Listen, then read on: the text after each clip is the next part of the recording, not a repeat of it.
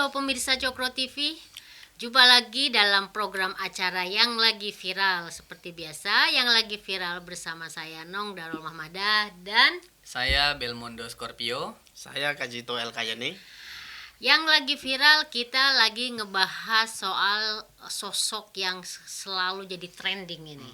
Karena memang gaya berpolitiknya ini cukup unik ya menurut saya tuh.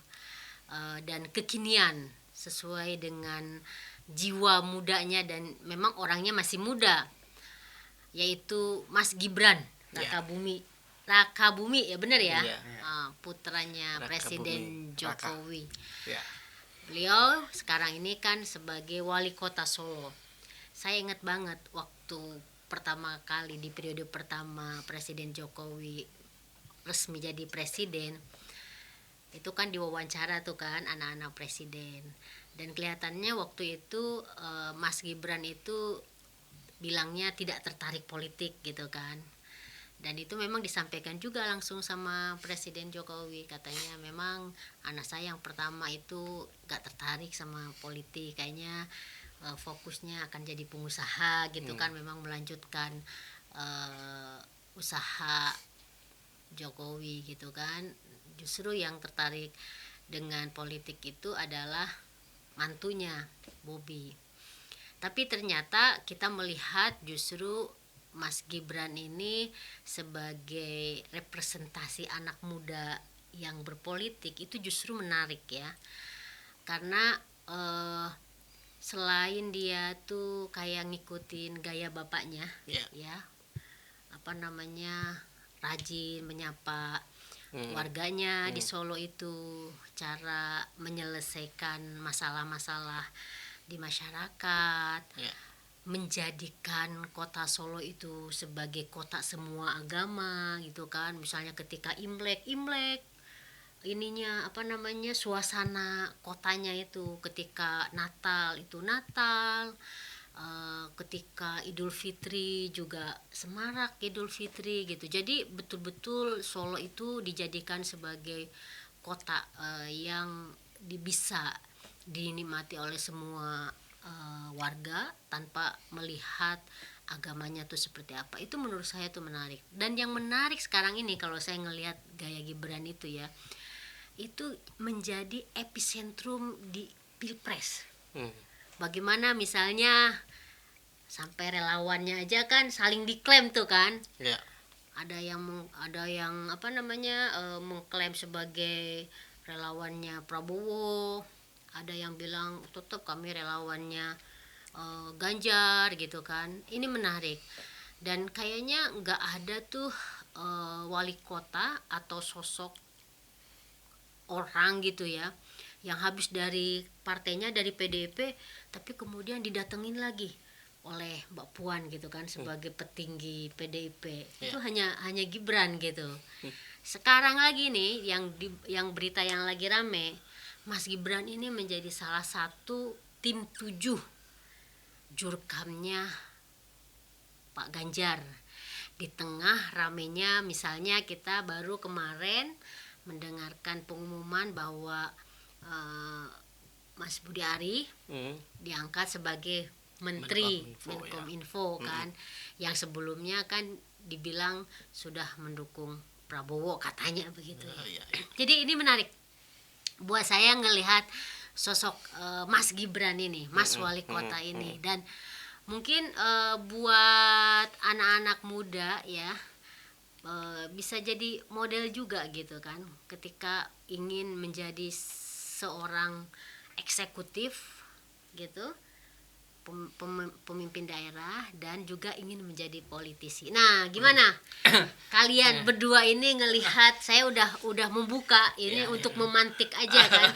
Mungkin kemudian muncul nih ide-ide terkait sosok ini, karena aku perhatikan tuh berita-beritanya tuh viral terus gitu loh, tren dan dibicarakan terus gitu kan. Oke, siapa dulu? Monggo. Oke. Anak muda dulu. Kalau senior kasih ya udah saya. Cuman ini kira ngobrol santai aja kan. Iya. Memang kalau kita melihat sosok Gibran ini, memang ini kan seperti sebuah apa ya, motivasi lah untuk para politisi-politisi muda, apalagi yang seperti saya atau teman-teman politisi lain itu, kalau melihat Gibran ini kayak melihat semangat baru sebenarnya. Ini udah masa dimana orang tua ini mulai digeser dan sosok-sosok muda itu mulai maju ke depan. Ini sebenarnya terlihat ya belakangan ya. Jadi PS itu pernah buat rembuk rakyat tuh teh. Itu dilakukan di DKI Jakarta sama DPW Jakarta. Jadi dari hasil rembuk rakyat itu memang nama Gibran itu mencuat ke permukaan. Jadi warga Jakarta itu sekarang Bahkan Jakarta ini. bahkan Jakarta itu melihat Gibran itu sebagai sosok yang mungkin cocok menjadi gubernur DKI. Ada dua nama sebenarnya. Yang pertama Gibran, yang kedua Risma. Ini yang saya bilang bahwa ternyata figur anak muda itu sangat laku untuk calon politisi ke depan. Karena ada semangat di sana, jiwa untuk mendengar aspirasi itu menjadi penting tuh. Dan sebenarnya ini juga pernah disupport oleh PDIP nih, Gibran untuk DKI Jakarta. Dan menurut saya itulah motivasi besar anak-anak muda mulai masuk ke politik tuh, dorongannya dari situ. Mereka bisa melihat Gibran di sana. Itu terkait dengan politisi-politisi muda.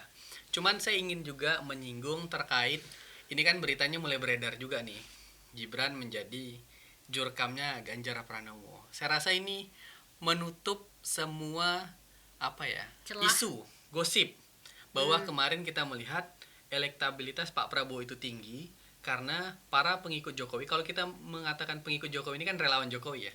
Itu mulai dari relawannya Jokowi, relawannya anak-anak Jokowi, relawannya menantu-menantu Jokowi, misalnya relawan Gibran, relawannya Bobby gitu. Tapi hari ini karena Gibran masuk sebagai jurkamnya Ganjar Pranowo, saya rasa ini udah selesai. Di sini ditunjukkan secara jelas dan lugas Pak Jokowi itu mendukung Ganjar Pranowo gitu. Dan di sini Gibran tidak menunjukkan kedekatan atau mendukung Prabowo Subianto. Saya rasa udah selesai di situ. Jadi di sini udah nggak ada pertanyaan lagi atau gimana. Gibran jelas menjadi pendukung Ganjar Pranowo dan ini pasti diketahui Pak Jokowi. Dan ini maksud saya sudah menutup kemungkinan apapun lah Pak Jokowi untuk mendukung Pak Prabowo. Saya melihatnya begitu tuh. Dengan Gibran tuh memasuki tim kampanye penting dari Ganjar Pranowo. Dan ini kemudian yang kita lihat ya, anak-anak muda seperti Gibran ini tertarik terhadap Ganjar Pranowo dan itu menjadi penting bagi saya. Apalagi bagi orang lain melihat pesan ini sebenarnya. Saya lihat pesan ini menjadi pesan krusial yang harus dipahami lah bersama bahwa Ganjar ini memang sosok yang paling cocok untuk anak muda. Apalagi kalau di beritanya tuh jelasin tuh kayaknya mulai Sabtu ini ya. Iya, Mereka kerjanya akan kan, jurkamnya kan, keliling.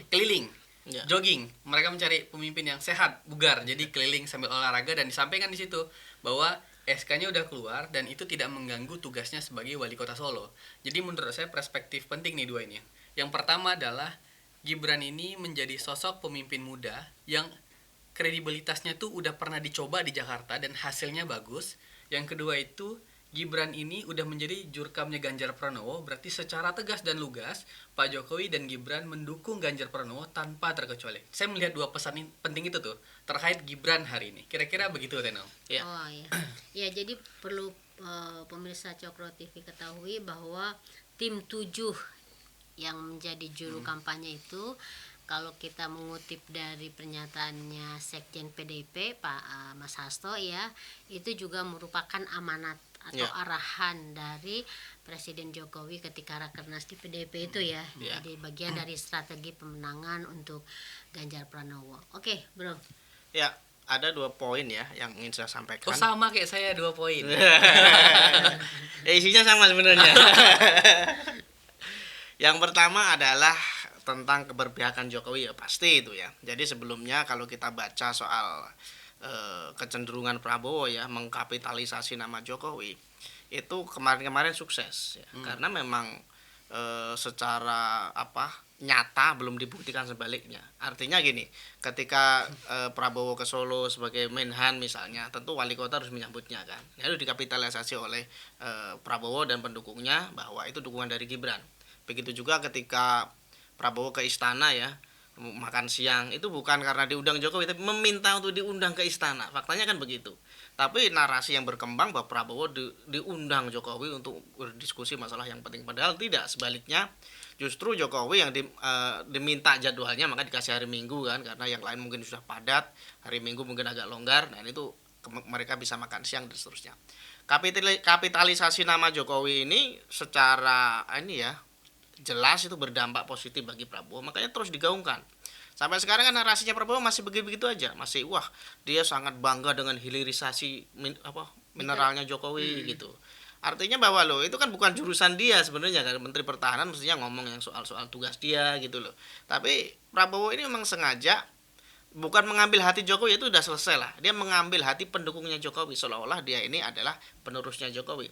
Makanya ketika Gibran itu dijadikan sebagai salah satu juru kampanye, ini sebagai salah satu upaya dari Jokowi sendiri termasuk ya, untuk membungkam isu-isu yang nggak benar ini. Bahwa Jokowi kan nggak mungkin ngomong gini ya, kan kemarin ditanya tuh soal Pak itu baliho Bapak kok di baliho Prabowo kok ada gambar Bapak itu kenapa Pak, lah yang partai lainnya juga masang wajah PSI saya. juga katanya tegak lurus Tegak bersama lurus Jokowi itu bersama gambarnya Iya Jokowi makanya semua. Jokowi jawabannya sederhana, ya nggak mungkin dong dia melarang gitu loh. Tapi penunjukan Gibran ini adalah bahasa lain bahwa loh hati saya itu di sana gitu loh, itu anak saya ikut ke sana kok gitu. Jadi nggak usah diucapkan, nggak usah pakai banyak retorika, nggak usah pakai basa-basi, nggak usah pakai gimmick dan seterusnya. Kemana dukungan Jokowi ya lihatlah anak-anaknya. Kemarin Kaisang udah pakai kaos Ganjar misalnya kan, kalau sebelumnya pakai kaos Prabowo, itu menunjukkan bahwa gimmick-gimmick semacam ini ya, atau bukan gimmick sih istilahnya, kode-kode semacam ini sudah jelas kok kemana keperpihakan Jokowi itu kemana sudah terbaca. Itu yang pertama. Yang kedua saya pikir bukan hanya Gibran sebenarnya, di tim 7 itu ada juga anaknya Ganjar ya, Alam Ganjar, seorang gamer profesional ya, e-sport ya, yang itu kalau kita lihat karena para pemilih hari ini paling besar tuh dari kelompok milenial dan Gen Z, maka Gibran dan Alam ini sangat mewakili ya, ya tidak hanya dia, ada banyak nama saya nggak hafal semuanya. Artinya bahwa salah satu tujuan utama kenapa Gibran ditunjuk sebagai jurkam ini, selain karena kemampuannya ya, seperti kata Teknong tadi, ini politisi yang unik ini. Ini udah di luar zona politisi tua-tua, ini beda banget gayanya gitu loh. Artinya bahwa ketika Gibran ditunjuk, nanti kita akan lihat ada gebrakannya apa gitu loh. Nggak mungkin dong dia hanya lari-lari, pasti dia ada gagasan juga, dia ada pendekatan juga ke milenial dan Gen Z, dan ini akan mengubah pertarungan ya. Karena yang lucunya hari ini kalau sebagian mahasiswa ditanya itu mereka malah kagumnya sama Prabowo. Milenialnya di mana? Gen Z-nya mudanya di mana gitu loh. Tapi kenapa bisa dianggap mereka tuh apa ya, bukan pasti memilih, tapi mereka tuh seperti apa ya, hormat gitu loh pada Prabowo karena dianggap sebagai sosok bapak gitu loh. Nah, ini yang mungkin karena dengan menunjuk Gibran ini ingin menunjukkan sosok milenialnya atau sosok mudanya Ganjar, bahwa secara fisik, secara penampilan, secara pemikiran tuh sebenarnya Ganjar yang lebih dekat atau lebih pas, lebih pantas untuk dijadikan apa ya, sahabatnya anak-anak muda ini gitu, karena Ganjar memahami pemikiran mereka gitu. Dan ini permainan propaganda ini Prabowo sudah melangkah duluan ya, dan dia berhasil mengkapitalisasi dirinya, salah satunya itu sebenarnya lewat akun medsos ya, permainannya ya. Jadi kalau kita ingat Bongbong Marcos itu dia main di TikTok, kalau di Prabowo karena dia gak bermedsosan tuh admin partainya yang main katanya, yang aktif, yang dekat dengan ini kelompok-kelompok ini, sehingga wajah Prabowo yang dulu garang suka gebrak meja, lempar handphone, ini tersamarkan ya dengan kelakuan adminnya yang lucu, yang ini gitu. Dan ini seolah-olah Prabowo gitu. Apalagi ketika kita melihat di layar kaca, di televisi, di medsos, Prabowo itu pembacanya santun sekarang. Kalau Anda nggak menganggap saya penculik, ya nggak usah pilih saya gitu. Nggak gebrak-gebrak meja lagi gitu loh. Pernyataannya santun, santai, meskipun mungkin bijak, meskipun dalam hati gondok pengen gebrak meja juga, tapi bisa menahan gitu. Nah, ini yang mungkin ya salah satu strategi ya yang berhasil dilakukan. Dan kenapa tim 7 dibentuk dan kenapa Gibran menjadi salah satu orang yang diberikan apa ya, amanat ini, yaitu salah satunya untuk mengembalikan persepsi publik tadi, bagaimana sih pemilih terbesar di pemilu 2024 ini kok bisa terkecoh ya menurut saya. Sosok yang jauh dari kata muda, sosok yang jauh dari kata sporty ya, yang ya nggak bisa lah, gambaran dari mananya ini orang bisa dekat dengan milenial dan Gen Z itu nggak ada gitu loh. Tapi kenapa itu bisa direbut melalui propaganda? Karena permainan tadi, gimmick dan propaganda tadi. Dan ini saya pikir kita akan melihat gebrakan ke depan, karena Gibran sudah masuk ke dalam palagan ya. Kita nantikan saja gebrakan-gebrakan Gibran selanjutnya. Iya. Nah, yang menarik itu kalau kita perhatikan medsosnya juga ya. Iya. Mas Gibran ini kalau medsosnya misalnya di Twitter tuh, itu kan ada yang reply tweet dia tuh langsung juga jawab gitu loh dengan gaya lucu juga gitu. Apalagi kalau udah saling saut-sautan sama adenya itu Kaisang itu bisa yang meretweet itu gila, itu bisa ratusan ribu itu.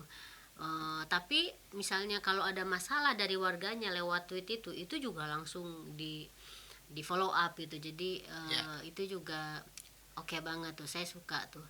Terus yang kalau di Instagram itu yang tadi kita ngobrol itu ya, masa dari jutaan pengikutnya jutaan dia cuma pengikut. ngikut satu orang. Dan yang diikutinya itu apa? Mas Ibas. Mas Ibas. Jadi bukan Presiden Jokowi, Bukan bapaknya sendiri. bukan adik-adiknya gitu, bukan Ibu Iriana, bukan ya tapi justru Ibas gitu. Jadi juga aduh. Ini mungkin memberikan semangat kepada Demokrat karena mengusung Anies Baswedan. Tapi itu kan sebelum ada deklarasi Oh iya, juga sebelum kan. deklarasi ya. Iya, memang itu misteri juga itu. Saya kalau ketemu Mas Gibran pengen nanya juga itu kenapa kok yang di follow itu cuma satu orang gitu ya. Nah tapi terlepas dari itu tadi menarik ya disampaikan oleh Pak Kajito. Jadi kita memang ingin melihat gebrakan dari Mas Gibran ketika sudah ditunjuk menjadi juru kampanye dan mulai akan bekerja itu di weekend ini kan. Nah, yang menarik itu adalah kan Mas Gibran ini kan punya relawan waktu dia jadi wali kota kan. Nah, relawannya ini terpecah juga gitu loh. Terpecah hanya gara-gara itu kan, gara-gara isu yang pertemuan. Ya ini hampir sebenarnya menghinggapi semua relawan kayaknya soal kegalauan. Apakah mendukung Ganjar atau mendukung Prabowo gitu. Kamu galau nggak? Kalau saya baca berita juga tuh ada pertanyaan Gibran tuh bilang kalau nggak salah di berita itu saya nggak ada ngasih arahan apa-apa kok gitu. Jadi kalau ada anggapan relawannya itu ke Prabowo atau relawannya itu ke Pak Ganjar, saya rasa dengan dijadikannya Gibran sebagai jurkam ini relawannya nggak perlu tanya-tanya lagi Gibran ini dukung siapa karena jawabannya udah jelas, Ganjar misalnya begitu. Dan kemudian yang hari ini udah jelas Gibran mendukung Ganjar terus nggak mau kembali lagi, saya rasa perlu dipertanyakan ke relawannya ini. Relawan itu kan biasa mengikut siapa yang diusungnya gitu. Kalau diusungnya ini udah jelas Pak Ganjar terus relawannya tetap di Prabowo, ini relawan Gibran atau relawan Gibran-Gibranan ini maksudnya. Kenapa? Namanya bukan relawan Gibran lagi, udah relawan Prabowo kalau dia memilih ke relawan Prabowo. ngarep Gibran dukung Prabowo. Dan tapi yang saya perhatikan juga nih terkait Mas Gibran ini, sosial medianya itu memang menjadi apa ya? Menjadi hal yang saya melihat tuh kayak ada kemiripan tuh antara Pak Ganjar dan Mas Gibran. Mungkin karena sama-sama di Jawa Tengah ya, sebagai wali kota dan gubernur. Saya melihat itu dari dua sosok ini adalah mereka itu kalau ada aduan masyarakat itu cepat tanggapnya bukan main Mas. Jadi kalau misalnya mereka menggunakan sosial media itu bukan hanya sebagai branding, tapi sosial media itu digunakan juga sebagai pelaporan masyarakat Untuk mengakomodir dan menerima laporan. Ada sekolah pungli eksekusi, ada jalan berlubang dieksekusi, ada jalan tol yang tertutup langsung atur jam masuk sekolah anak. Mas Gibran yang terakhir tuh kayak ada dua dosen lapor guru besar ada lapor kayak indikasi korupsi langsung dieksekusi. Dan menurut saya pemimpin masyarakat hari ini apalagi yang muda ya itu tuh punya keunggulan di bagian tenaga begitu tuh. Biasanya kan kalau kita melihat ini kan masalah tenaga juga memimpin nih, meladeni masyarakat apalagi langsung kita yang turun itu kan tenaga banget. Dan menurut saya ini menjadi penilaian penting tuh ketika seseorang itu melihat pemimpin apalagi muda, ada aduan masyarakat diterima, dan itulah yang menurut saya membuat kedekatan antara masyarakat dengan pejabat publiknya gitu. Dan ini yang melekat nih pada Ganjar Pranowo dan kemudian saya rasa Gibran tuh bisa menjadi jurkam untuk itu. Saya melihatnya begitu tuh. Nah itu yang tadi saya bilang di awal bahwa Gibran ini persis seperti yang tadi Belmondo bilang itu hampir sama dengan Pak Ganjar itu dalam soal memanfaatkan media sosial itu bukan hanya sebagai branding tapi justru itu sebagai forum komunikasi gitu. Jadi cara berkomunikasi menyapa rakyatnya dan menampung semua persoalan dan unek-uneknya gitu. Dan itu yang mungkin kurang juga dimanfaatkan oleh pihak lain ya. Gitu. Dan tapi saya juga jadi teringat nih jadinya terkait dengan ini nih kalau Pak Jokowi muda mungkin dia melakukan hal yang sama saya rasa ya. Cuman kalau saya melihat Pak Jokowi dulu itu, saya membayangkan Pak Jokowi ini kan tenaganya bukan main nih. Ada apa-apa dikit malam belusukan. Jadi istilah belusukan itu kan lahir karena Pak Jokowi. Terus masuk gorong-gorong dan menurut saya apa ya, jangan sampai kegiatan-kegiatan yang dicontohkan Pak Jokowi ini sampai lepas lah. Karena ini yang memang sosmed itu membuat kita lebih dekat. Cuman belusukan sampai begitu dekatnya sama rakyat itu menjadi penilaian penting tuh. Dan saya rasa itu boleh dicontoh lah siapa kali yang mau nyalek atau mau nyalon. Bener. Karena itu bisa jadi trade center Jokowisme lah. Jokowisme jadinya. Karena tindakan belusukan itu membuat kita tuh memang dekat banget sama masyarakat. Turunnya, ngobrolnya, tahu keinginan rakyat, tahu masalah. Dan Bapak itu tuh menggunakan gaya yang sangat sederhana dan biasa aja, sehingga mereka tuh tidak melihat kesenjangan antara masyarakat dan pemimpin. Ini menjadi penting menurut saya. Dan itu tuh menjadi koreksi lah kalau ada yang mau nyalek itu yang melihat Pak Jokowi waktu dia kampanye gitu. Sangat biasa, sangat mendengarkan masyarakat dan penuh tenaga. Kalau saya mengingatnya itu. Saya ingin menanggapi soal belusukan tadi ya. Jadi dapat ide jadinya ya. Jadi memang ya belusukan itu sangat penting dan membedakan ya dalam Pilpres 2024 nanti. Makanya kenapa ada sosok Gibran yang juga rajin belusukan. Gibran itu ada Ganjar ya setelah Jokowi. Jadi meskipun yang mematenkan seolah gitu ya, belusukan itu Jokowi, tapi sebenarnya sosok-sosok lain juga melakukannya. Dulu pas di zaman Jokowi sebenarnya saya juga ketemu seorang wali kota kalau nggak salah di Makassar juga begitu. Cuman kadang nggak tersorot kamera kan, jadi yang dikenal wali kota Solo gitu. Padahal di momen yang sama ketika saya berkunjung ke sana, ke Manado ya, itu juga ada itu pemimpin seperti itu yang suka belusukan seperti itu gitu.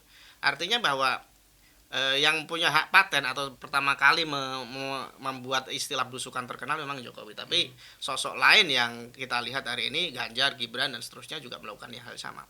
Tapi kalau kita lihat sama-sama soal capres ya, saya kok belum melihat Anies belusukan, kecuali di setting ya, kan ada tuh bro kali di bak sampah gini di warteg. Ternyata ngincernya ke sana.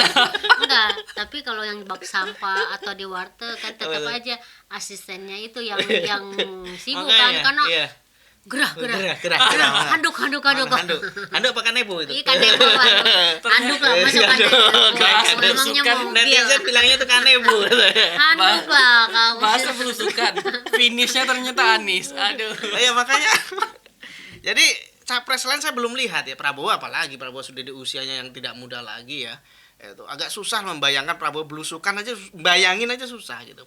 Di sosmed juga begitu, Anies dan Prabowo itu nggak aktif ya, mereka bahkan memberdayakan admin gitu ya. Apalagi Prabowo ya, Anies aja pakai admin meskipun sesekali dia mungkin nge-tweet sendiri gitu menjawab isu-isu. Tapi selama saya ngikutin di medsos, di Twitter khususnya gitu ya,